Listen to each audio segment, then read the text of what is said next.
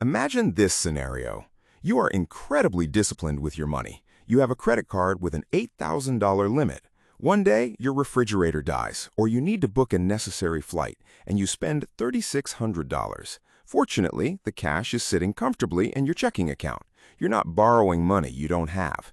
You wait for the end of the month, the bill arrives in your inbox, and you pay it in full. Exactly $0 in interest are charged to your account. You played by the rules. You are the model of financial responsibility. 3 days later, you get a notification on your phone. Your credit score just dropped by 42 points. You stare at the screen in disbelief. You did absolutely everything right. You owe the bank nothing, and yet the algorithm has punished you. This scenario happens to thousands of responsible, hard-working individuals every month. It makes them feel like the system is rigged. It makes them want to stop using credit entirely. But here's the truth. The system isn't rigged against you specifically. It's just a machine. You are managing your money based on consumer rules, while the machine operates on hidden owner rules. You are playing the game based on the wrong calendar date. Today, we're going to expose the hidden plumbing of the credit reporting system. I will show you how the banks take their snapshot of your financial life, why paying your bill perfectly on time is actually too late, and how shifting your payment by just 72 hours can help you lock in the highest possible credit score. To understand why your score dropped, we need to dismantle the biggest trap in the credit industry, the illusion of the due date. From the moment you open your first account, you are trained to believe that the due date is the only day that matters. This is a half-truth. The due date is the day you must pay to avoid late fees and interest charges.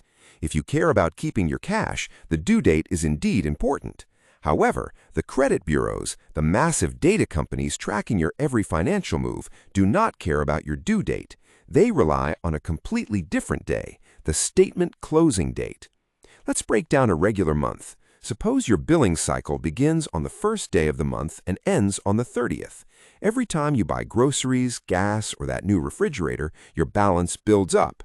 When the 30th arrives, the bank's computer system closes the cycle and generates that PDF document that gets emailed to you. That moment, the statement closing date, is when the bank takes a snapshot of your balance. Whatever number is on that paper is the exact figure that gets securely transmitted to the credit bureaus. Your actual due date to pay the bill is not until 25 days later. So if your balance was $3,600 on the 30th, that high number is permanently recorded on your credit file for the month. When you log in on the 20th of the next month and responsibly pay the entire $3,600 down to zero, the bank is happy. But the credit bureaus do not know that. They already received their snapshot weeks ago. To the algorithm, it looks like you are carrying massive debt. You are living in real time, while your credit score is living on a 30-day delay based on a snapshot taken on your messiest day of the month. When you understand this, the game completely changes. The metric the algorithm calculates is called credit utilization. It is simply your reported balance divided by your total limit. In our example, a $3,600 balance on an $8,000 limit gives you a utilization rate of 45%. How much does this matter? Look at the mathematical pie chart of a standard credit score. 35% is payment history. Did you pay on time? But the second largest slice, making up a massive 30% of your entire score, is amounts owed, which is driven by utilization. This means it is weighted more heavily than the age of your accounts or the mix of loans you have. You could have a flawless 15-year history of never missing a payment, but if that snapshot shows 45% utilization for 1 month, that 30% slice of your score takes a severe hit. The scoring model is programmed with threshold cliffs. If your snapshot is under 10%, you're golden. If you cross 30%, the algorithm flags you as a moderate risk. If you cross 50%, alarms go off. Approaching 90% results in an absolute free fall of your score. It views high utilization as a sign that you are cash-starved.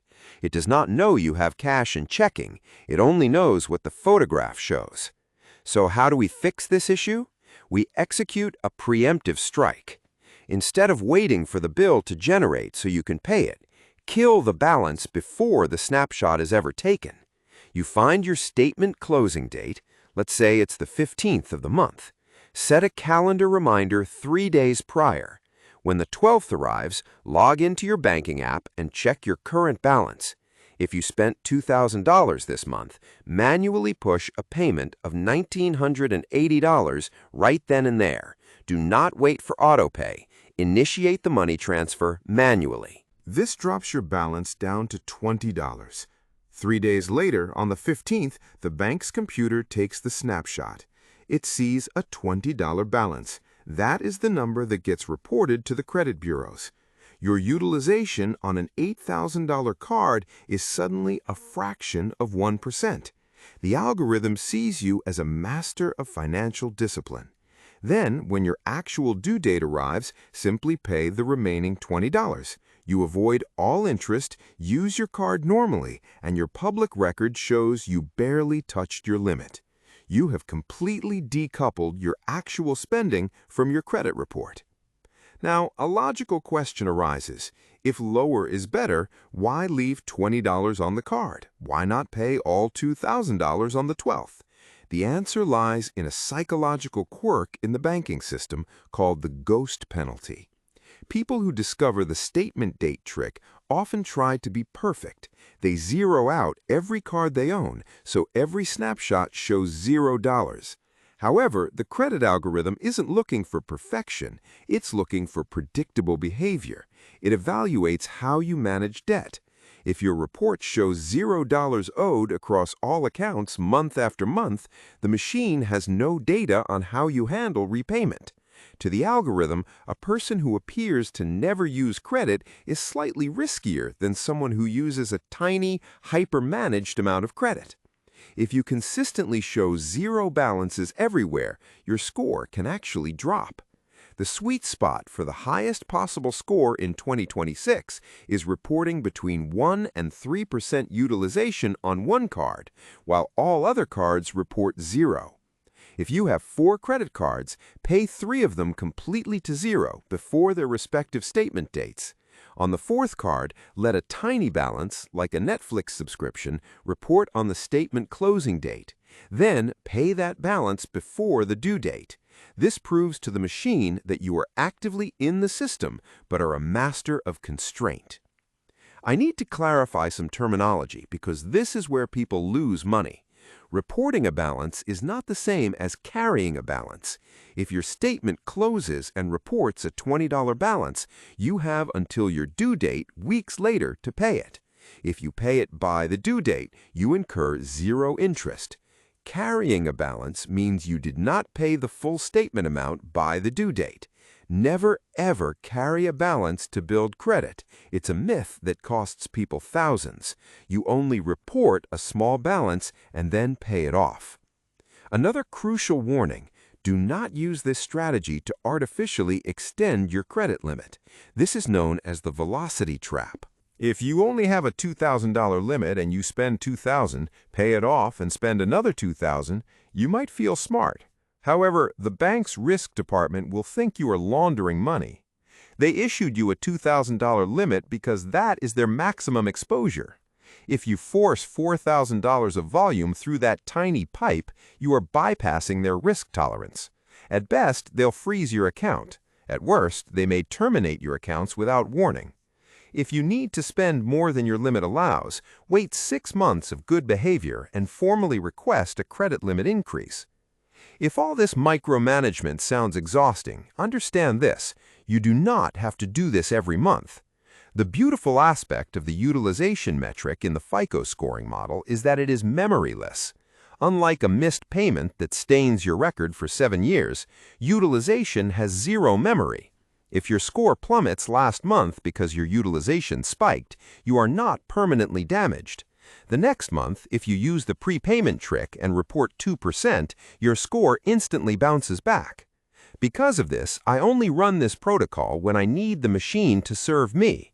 If I plan to apply for a mortgage or finance a vehicle in the next 60 to 90 days, I'd take control.